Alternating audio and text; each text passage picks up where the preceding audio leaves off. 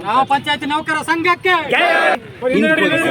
ಪಡೆದಿರೋ ಎಲ್ಲ ಸ್ವಚ್ಛ ವಾಹಿನಿ ನೌಕರರಿಗೆ ಕೆಲಸ ನೀಡಬೇಕು. ಈಗ ಆಲ್ರೆಡಿ ಪಂಚಾಯತಿಗಿದ್ರು ಅಂತೇಳಿ ಸ್ವಚ್ಛ ವಾಹಿನಿಯವರು ಡ್ರೈವರ್ಸ್ ಮತ್ತು ಕ್ಲೀನರ್ಸ್ ಅಂತೇಳಿ ಅವ್ರಿಗೆ ಟ್ರೈನಿಂಗ್ ಕೊಟ್ಟು ಸರ್ಕಾರದ ವತಿಯಿಂದನೇ ಅವರು ನೇಮಕ ಮಾಡ್ಕೊಂಡಿದ್ದಾರೆ. ಅವ್ರಿಗೂ ಕೂಡ ಇನ್ನೂ ಕೆಲಸನೂ ಕೊಟ್ಟಿಲ್ಲ. ಎಷ್ಟೋ ಕೆಲವು ಕಡೆ ಕೆಲಸ ಕೊಟ್ಟಿದ್ರು ಕೂಡ ಅವ್ರಿಗೆ ಇನ್ನೂ ಕೂಡ ವೇತನ ಸಿಗ್ತಾ ಇಲ್ಲ. ಅವ್ರಿಗೆ ಅಟ್ಲೀಸ್ಟ್ ಕೊನೆಗೆ ಒಂದು 15,000 ವೇತನ ನಿಗದಿ ಮಾಡಿ ಅವರು 15,000 ಕೊಡೋದಕ್ಕೆ ಸರ್ಕಾರ ಮಾಡಬೇಕನ್ನೋದನ್ನು ಬೇಡಿಕೆ ಮಾಡೋದು. ಅದಲ್ಲದೆ ಗ್ರಾಮ ಪಂಚಾಯತಿಗಳಿಗೆ 2ನೇ ಡಾಟಾ ಎಂಟ್ರಿ ಆಪರೇಟರ್ ಹುದ್ದೆಗೆ ಅವಕಾಶ ನೀಡಿದ್ದು ಸ್ವಾಗತ.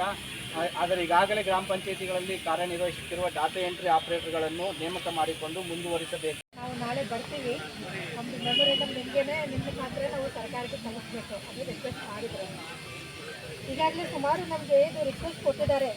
ಅದರಲ್ಲಿ ನಮ್ಮ ಹಂತದಲ್ಲಿ ಯಾವುದು ಆಗುತ್ತೆ ಅದು ನಾವು ಇಮಿಡಿಯೇಟ್ಲಿ ಅದನ್ನು ಮಾಡಿಸ್ಕೊಡ್ತೀವಿ. ನೇಮಕಾತಿದು ಕೂಡ ಲಾಸ್ಟ್ 1.5 ವರ್ಷದಿಂದ ಅದು ಪೆಂಡಿಂಗ್ ನಡೀತಾ ಇತ್ತು. ಇವಾಗ ಆರ್ಡರ್ ಬಂದಿದೆ. ಬಂದಾದಮೇಲೆ ನಾನು ನಮ್ಮ DSASಗೆ ಹೇಳಿದೆ ಇಮಿಡಿಯೇಟ್ಲಿ ಅದನ್ನು ಪುಟಪ್ ಮಾಡಿಕೊಂಡು